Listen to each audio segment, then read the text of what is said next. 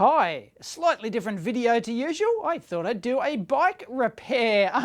Not something that I always do, but my Trek FX 7.3 here, a nice lightweight aluminium, none of that aluminum rubbish, lightweight aluminium hybrid bike. So it's designed for road and, you know, a little bit of off-road as well. And well, the front and rear derailleurs don't work, the shifters, because, well, let's have a look at the cables here. Yeah, they've sort of kamikaze. Check this out. They're like exploded. The outer sheath has just like totally deteriorated. There it is, check that out. It's just like, oh yeah, one did, like it just fell off. It's just totally deteriorated like this, and the inner cable has just like unraveled itself, and of course the shifters will not actually do anything because, well, you can see the cable actually does actually go in and out like that, pulls in, so the actual Shimano shifter itself still works, but yeah, the cables for the front and the rear one as well are completely kamikaze. So I'm just going to try and repair the front one first. Let's give it a go.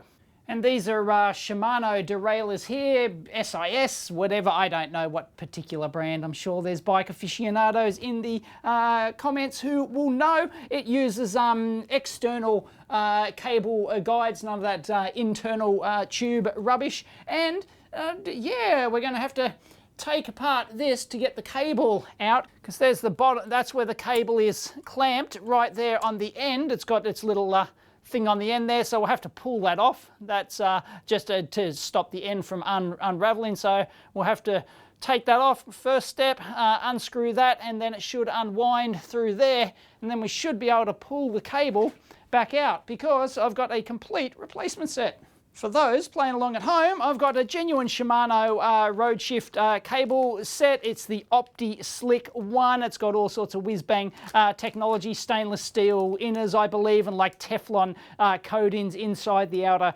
sheath to make it like slip and slide in there. Real nice, and it's got the end ferrule type things on there, whatever they're called. So yeah, we'll have to cut this to size. It should be more than long enough, but yep, that'll do it. Needless to say, I am not a bike repair tech, so this is not a how-to on fixing or replacing your shifter cables. So I haven't done this since I was a kid, I think. So anyway, yeah, well, I've come out. Oh, I probably should have pulled that off first. I'll get a pair of pliers and get that off. Actually, no, we'll just snippety-doo-dah that off. You probably could, like, just yank that off, but what's the point? We'll just snippety-doo-dah. There we go. And this should just, yeah, you can see it go through the guides in there like that, and that should eventually, yeah, pull out, yep. And we can pull that through the bottom guide, which goes under the bottom there, and yep. And we want to keep our little rubber spaces there, so we'll just slide those off. Did they come in the set? No, they didn't seem to come in the set. Oh, anyway, so there we go. We just lift that out of there. And then that, oh, look at that. That is so crusty as, isn't it? That's terrible. Anyway, we won't be, the bottom one we don't want to touch because that's the brake cable there. The brakes are working fine on it. It's just the derailleurs. So let's get that out. So it doesn't actually matter where we put that, I don't think. So we take this top cover off here. Don't want to touch anything to do with the brake. There are only 2 screws. It's probably a latch on the front or something maybe. Not sure. Never taken one of these apart before. Yep, that just lifts off. Ta-da! We're in like Flynn. There's our visual indicator, which goes on the front, the pink bit. And hopefully you can see down in there that there is the end of the cable like that, so we should just be able to, I'm not sure, it should just come out. Does it need a helping hand? It might need a helping hand. There's a bit of plastic in there that's, yeah, keeping that in place. There we go. Got it. There we go. That's our factory fitted end stop, or whatever it's called. The new cable has that. So we should just be able to pull the existing cable through like this. Ta-da! Oh, no. It's a bit stuck. You can always just cut that. No wuckers. Beautiful. So you can see how that shifts like that.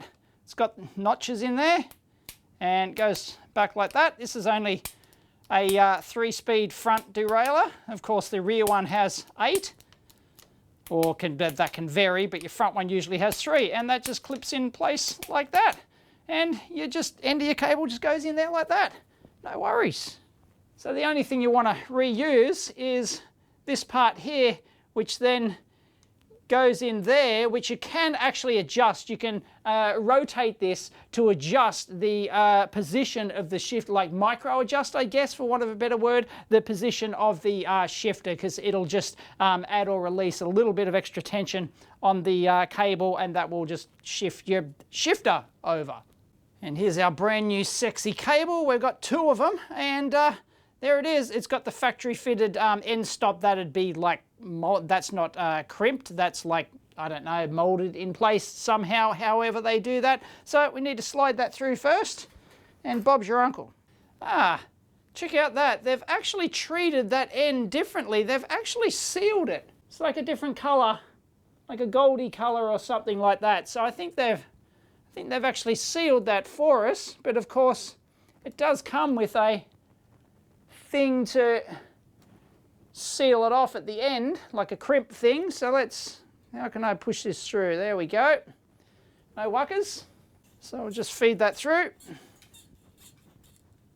until our little end bit goes in there. It might need a push. So we get in there, give him a helping hand. There we go. And he sort of, there's a little plastic stopper that stops that going backwards. Not sure if you can see that, but yeah, no wuckers. And I forgot the other part of this. There's actually a spring and a bolt in there, and that just goes in there like that. And that's what adjusts your tension when you actually screw the thing up. It's got little notches in the end there, which then sort of notch around, and it screws up, and it adds or releases tension. So we need to feed that on the end of the cable. So I'll feed that on there like that. And we should be able to get that into there. So that will go on there like that, and we'll start screwing it in place. There we go. And that will notch around like that. And every time you notch it, puts a little bit more tension on that cable. Sweet. Okay, so we need actually the correct length now. So we have to duplicate this front bit here. So I guess you would base that based on the, you would size that based on the, the rotational component of your wheel like that. So, you don't want to make it too long, but you don't want to make it too short. Otherwise, you could put probably too much radial tension on there or whatever. I don't know. I'm not using the correct terms. This is not my business. But the good thing is we already have a reference, so that, I just cut the same length. No problem. Hopefully you can see inside there like that, it's got those, like steel outer cables. They're the ones that have unraveled on the previous one, because the outer sheath actually busted, and then degraded in the UV or whatever it is, and just age or whatnot. And then all the steel cablies came loose, but apparently this is like whiz-bang Teflon nano-coated or some rubbish. All right, so I've cut that to the same length. That requires a bit of effort. Anyway, we've got our 2 new little end cap thingies. So we'll whack one of those on there first, and then our cable like that. Want to make sure it goes all the way in, and slide it through. Smooth as a baby's butt, that one. So you just want to slide that up there, and wow, there we go. Like I bought one. Yes, I've got grey instead of white. Don't like the white. Decide to change to the grey. got the end cap on there, and look at that. It's like I bought one. Now, I believe what we need to do now is make sure that this is all the way in position number 1 here. So you want to click that all the way over. Now here's where it gets a bit tricky with the alignment of your shifter, and we've got our high and low alignment screws here, and I forget which way it goes what. But yeah, I don't believe there's any problem with the alignment, but you want to make sure it's not buckled or anything. You want to make sure it's straight and parallel with that first gear down in there. I can't show you like directly down angle to the bike there, but yeah, oh yeah, almost.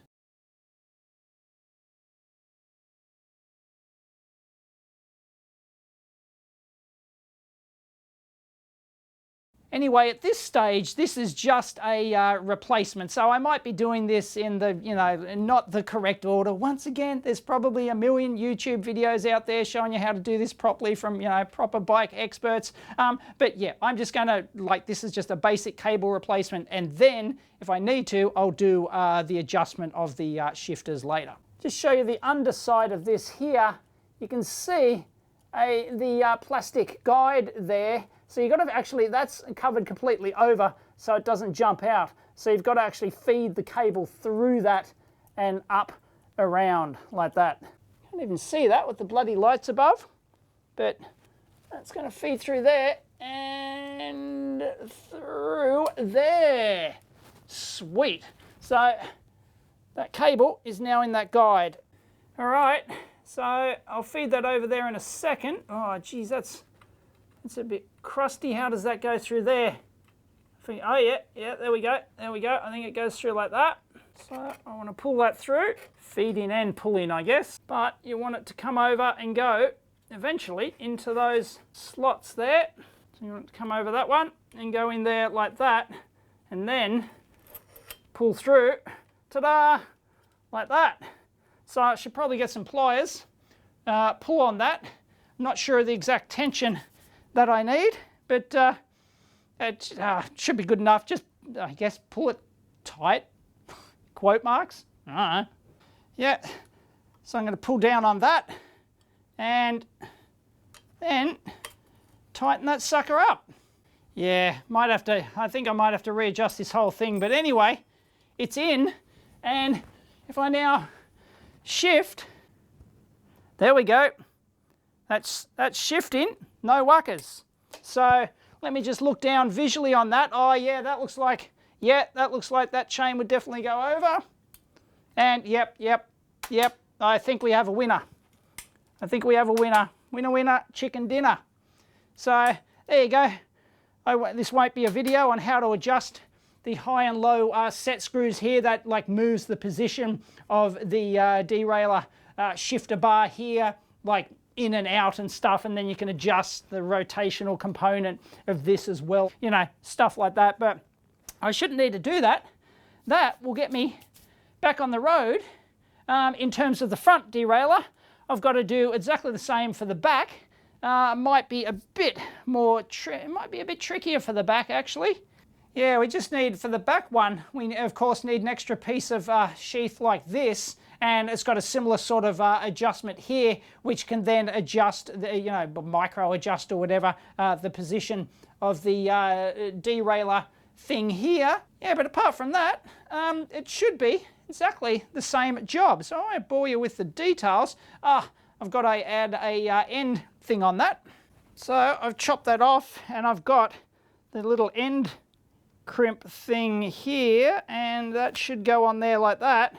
And yep, I can, I guess, what sort of crimp, there's probably a specialized crimping tool for this, but I don't know, I'll just get out my cable crimper, I guess. See if we can't get this to work, huh?